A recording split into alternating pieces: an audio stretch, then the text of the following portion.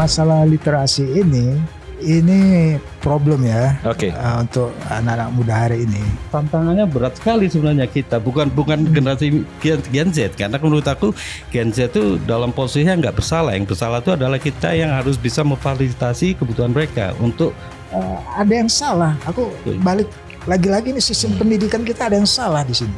Kalau masalah itu nggak segera dibenahi dari sekarang, aku nggak sulit untuk bayangkan nanti gimana pemimpin-pemimpin yang tanpa literasi kan mengerikan sekali. Mereka tuh banyak mengalami problem mental health.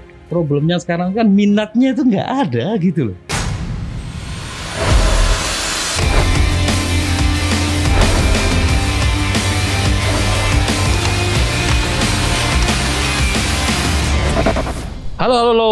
Halo Bandung, warga dunia, Oberti kembali ya. Jumpa lagi dengan Oberti, Haris dan Firil.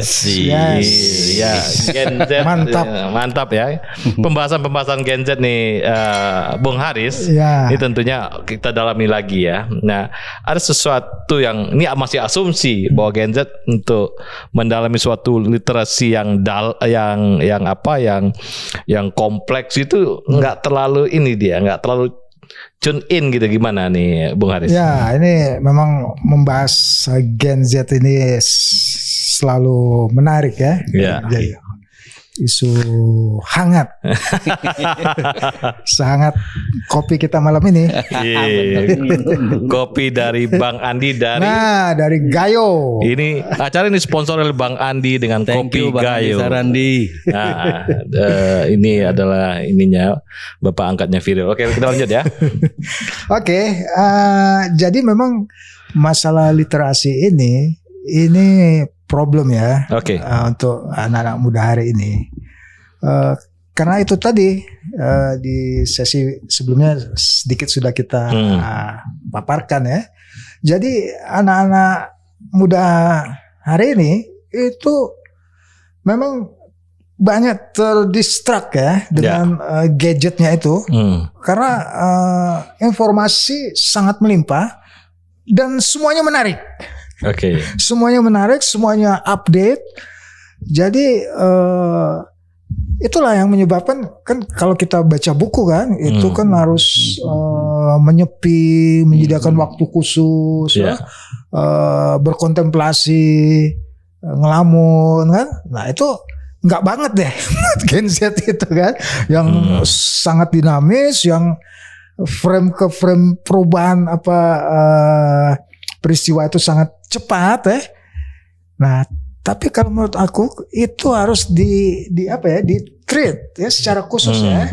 Artinya kita tidak boleh menyerah dengan teknologi yang menjadi saingan utamanya itu ya. Jadi gimana ya, kita juga harus melakukan inovasi kali ya, harus berkreasi gimana caranya supaya minat baca anak-anak itu dari awal itu bisa tumbuh ya. Tentu dengan memanfaatkan juga perkembangan teknologi yang ada ya. Jadi bagaimana menumbuhkan minat baca atau literasi itu dengan teknologi yang ada sekarang ini kan. Artinya kan sekarang ini sebetulnya informasi mengenai literasi itu sangat mudah kita dapatkan. Nah, tapi untuk mendalaminya itu tadi gimana sih caranya supaya mereka tidak terdistrak itu juga aku juga masih belum tahu tuh idenya gimana caranya. Mungkin Bung Firil kita berbagi. Aku pernah baca dulu ya bahwa dari bangsa-bangsa ini kan ada juga katanya bangsa-bangsa yang hobinya membaca itu, misalnya Jerman macam-macam kayak gitu ya. Yang itu ternyata sudah mereka tanamkan sejak mereka kecil oleh lingkungan keluarga dia gitu. Maksud aku, apakah itu juga berpengaruh juga terhadap ketertarikan Gen Z terhadap literasi itu ya? Artinya berarti kalau gitu kan kita sedang berhadapan dengan budaya kan? Itu urusannya jadi panjang gitu loh. Iya, kalau artinya anak-anak negara-negara modern ya, negara maju, mungkin mereka nggak ngalamin kesulitan untuk memilah informasi yang itu untuk mereka, untuk literasi mereka, karena budaya membaca itu sudah begitu bagus. Tapi kan kita kan belum ada. Berarti kalau gitu tantangannya berat sekali sebenarnya kita, bukan generasi Gen Z, karena menurut aku Gen Z itu dalam posisinya nggak bersalah. Yang bersalah itu adalah kita yang harus bisa memfasilitasi kebutuhan mereka untuk 2050 gitu. Iya betul, memang budaya baca, budaya literasi itu harus diintervensi sejak awal ya. Artinya kalau kita tidak intervensi ya teknologi yang lain itu yang mengintervensi kan. Kalau saya dulu masih teringat tuh waktu mulai dari SMP ya diwajibkan membuat resensi novel salah asuhan ya. Mau tidak mau harus baca kan. Betul kita ada itu. Tapi nggak tahu kalau sekarang kok yang seperti itu kenapa tidak diteruskan ya. Harusnya ini kan makin banyak kepustakaan bukan hanya Indonesia kan, kepustakaan dunia pun itu perlu diapresiasi kan. Nah jadi menurutku ada yang salah. Aku balik lagi-lagi nih sistem pendidikan kita ada yang salah di sini. Ya. Kalau problemnya seperti itu, kalau kita sepakat bahwa problemnya seperti itu sebenarnya kan bukan masalah sistem pendidikan, Riz. Kalau menurut aku justru kenapa kenapa kita dari kecil nggak dibiasakan untuk baca sama orang tua kita ya. Artinya bukan bermaksud aku untuk menyalahkan orang tua ya. Tapi kan ujung-ujungnya gitu, bukan masalah pendidikan. Karena kegemaran untuk membaca itu kan harus dipupuk dari kau bayangkan itu, aja gitu. Ya, anak sekarang ya. Dikasih handphone, dikasih buku. Milih handphone dia. Kan handphone ada juga buku digital. Ya itu nggak dipakai atau mungkin ya nggak tahu aku ya, mungkin dipakai juga ya. Tapi anyway menurut aku ada ancaman. Kita bicara dalam waktu yang sebenarnya relatif singkat loh ya, cuman 27 tahun ke depan ya.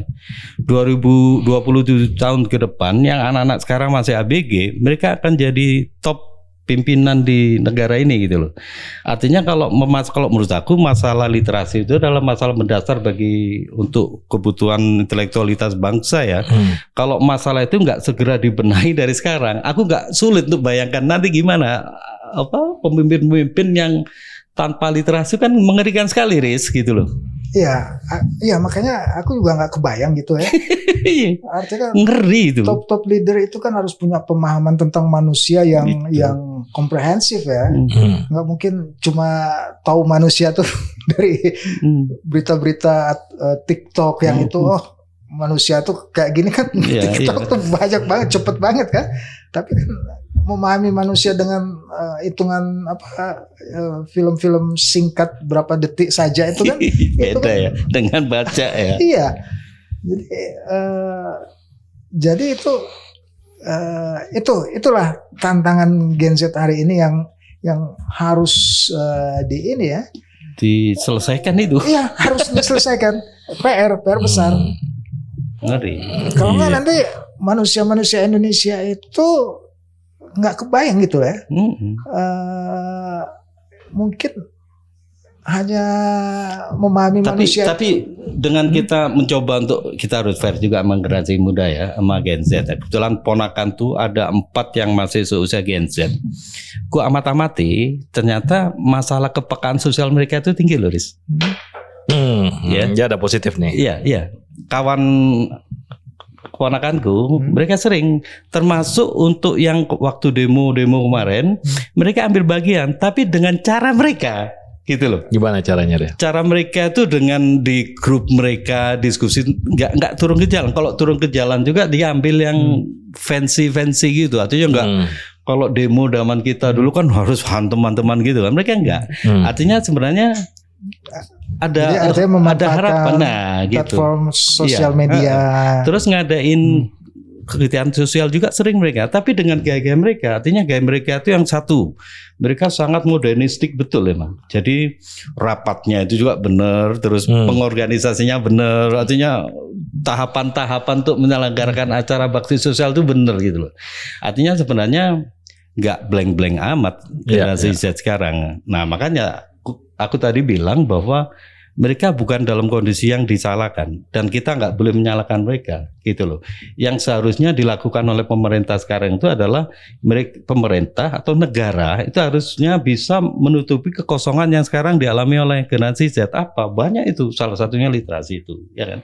Terus yang kedua lagi, ada kekhawatiran yang mungkin sekarang juga banyak orang yang mengkhawatirkan bahwa serbuan generasi populer budaya populer yang begitu masif di mereka kan, itu ya walaupun ini agak sofinistik ya, itu kan membahayakan juga terhadap spirit nasionalisme mereka. Itu juga menurut aku tantangan juga gitu loh.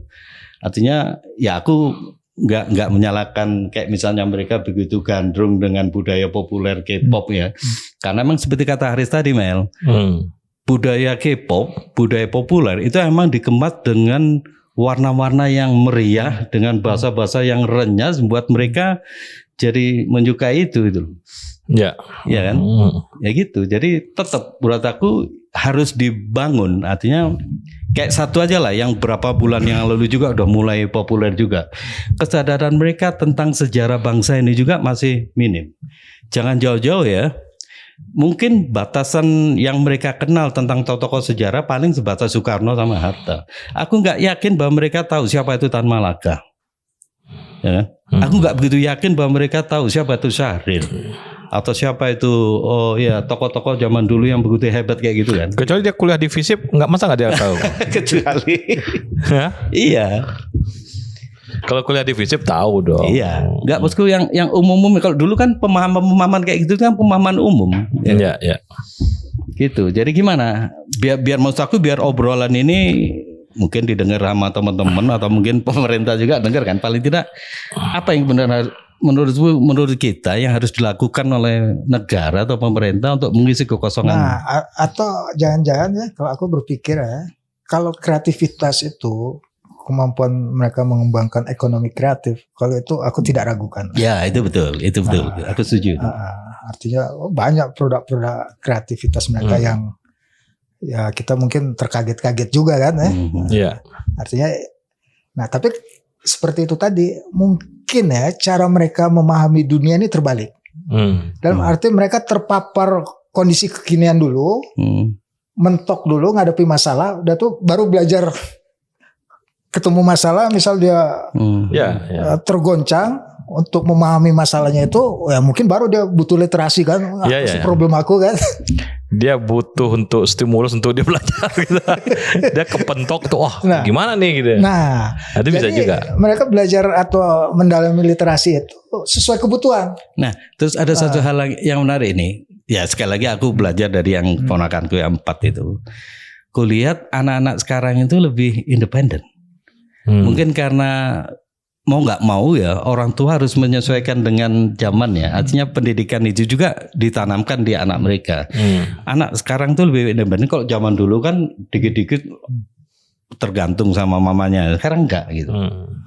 Nah cuma masalahnya tadi aku coba narik ke yang tadi itu. Harusnya kebutuhan untuk membaca atau literasi itu juga harusnya ditanamkan juga oleh orang tua mereka. Ya betul. Tapi kan samping itu juga ada juga tindakan proaktif dari pemerintah ya untuk menutup itu. Infrastruktur untuk kita mendapatkan literasi yang bermutu kan.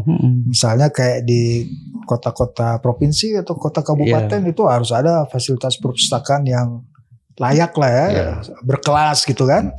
Nah itu sehingga ketika mereka butuh literasi itu anytime mereka bisa, kalau perlu itu perpustakaan di kota itu dibuka 24 jam. 24 jam. Karena kreativitas mereka tumbuh terus kan. Nah, pasti dalam proses kreatif itu mereka tuh pasti mentok lah. Artinya ingin mencari esensi dari yang masalahnya itu apa. Nah, ketika itulah mereka butuh tuh literasi.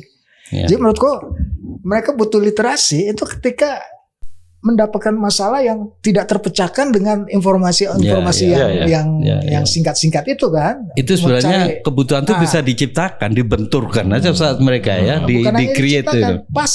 Pasti akan suatu titik dia pasti butuh. Perlu intervensi pemerintah nggak atau negara nggak untuk itu? Ya itu tadi.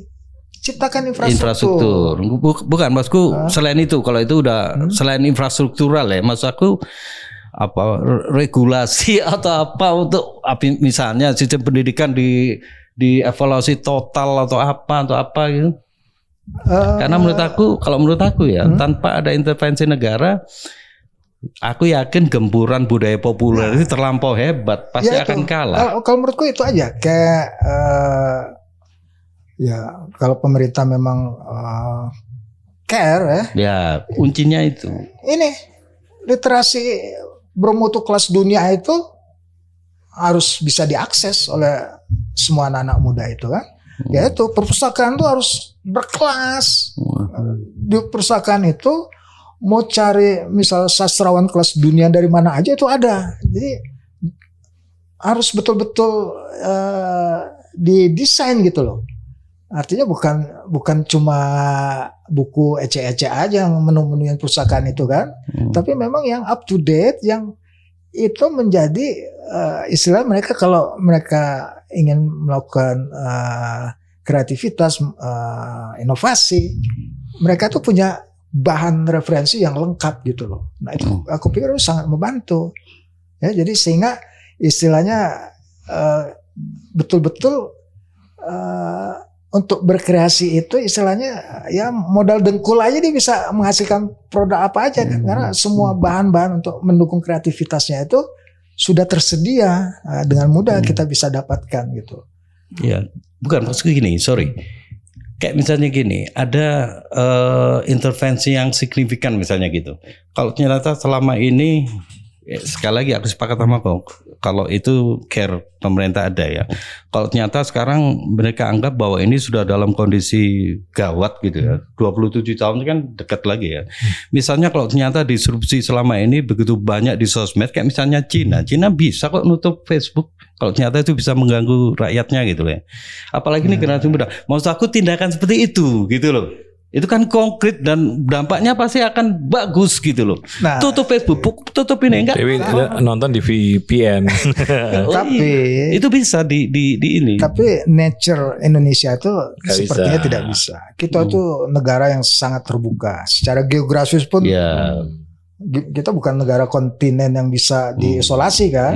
Jadi culture karena kita beda. Jepang, Cina bisa itu karena dia di satu itu. Iya, aku paham. Makanya maksud aku ya kayak gitu. Selama kita percaya sama aku, gempuran budaya pop ini udah begitu ganas pasti kalah itu. Ya kalau menurutku ya yang paling, sorry bukan aku pesimis ya, tapi kenyataannya memang seperti itu. Yang paling masuk akal itu ya mereka tuh dibekali dengan segala kebutuhan mereka, peralatan, istilah peralatan tempur lah. Mereka harus disiapin. Jadi tapi menumbuhkan minat itu juga perlu diintervensi juga, Riz.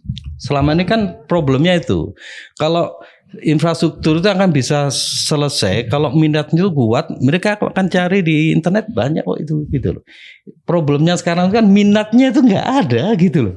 Kan ya memang ya itu tadi kan, karena terdistrak itu harus berkompetisi dengan teknologi kecepatan tinggi kan, itu memang ya harus intervensi dari awal dan ya harus dikasih insentif, kasih disinsentif, harus ada treatment,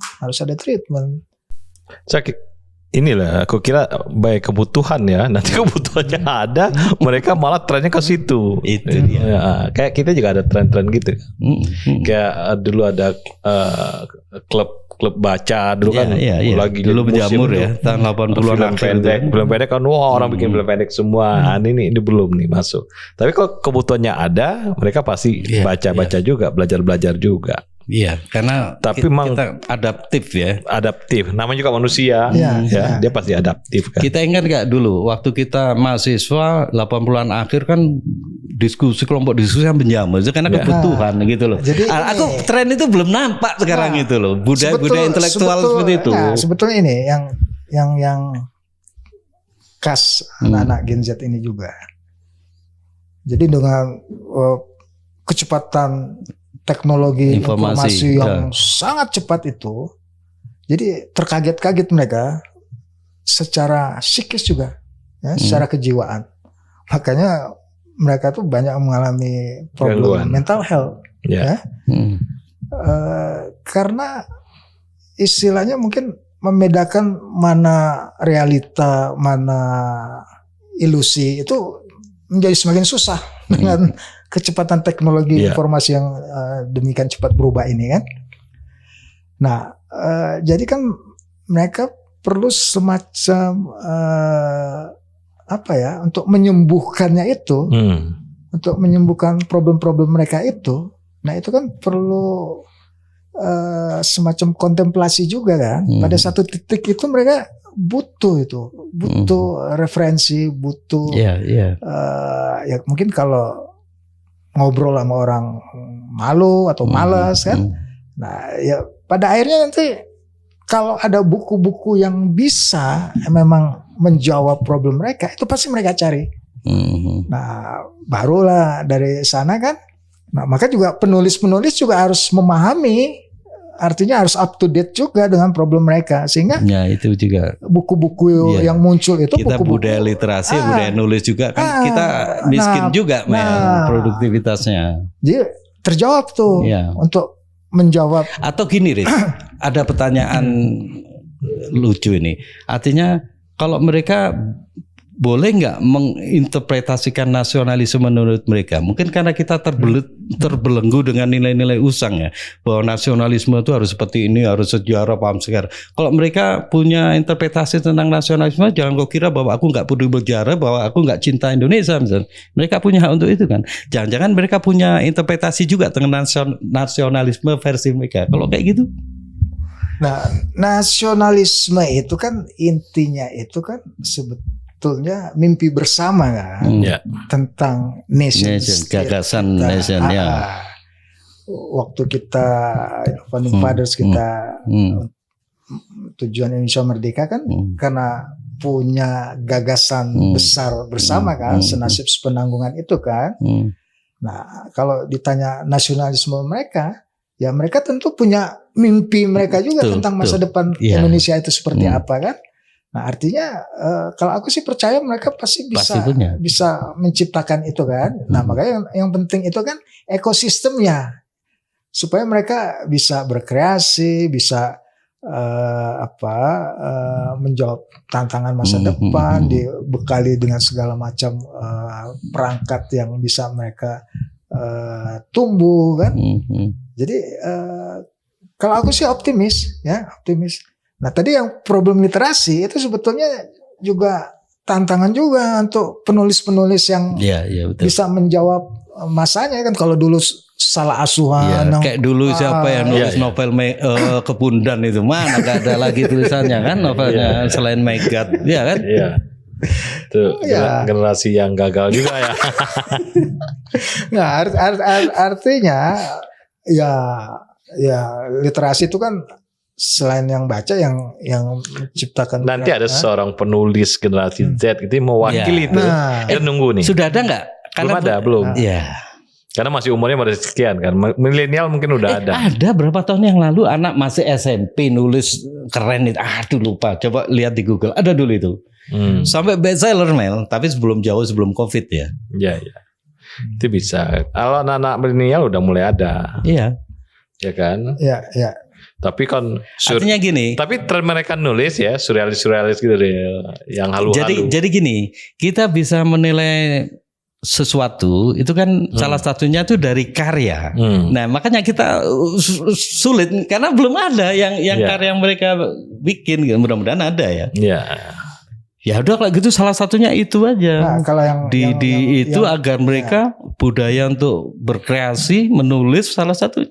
Kalau yang lebih banyak bikin penerbitannya aja khusus generasi Z. Nah, kalau yang banyak terekspos itu kan di seni, pertunjukan, musik. Itu kan sebetulnya yang ada ekspresif gitu ya. Nah, tapi kan sebetulnya musik banyak. Kreativitas seperti itu kan sebetulnya juga pada satu titik mereka tuh butuh pemahaman literasi kan. Melakukan suatu karya itu kan perlu memahami, mengapresiasi kondisi sosiologi masyarakatnya kan. Jadi mereka juga pasti butuh baca, punya wawasan yang luas kan. Iya. Kreativitas nggak baca bahaya dia. Iya.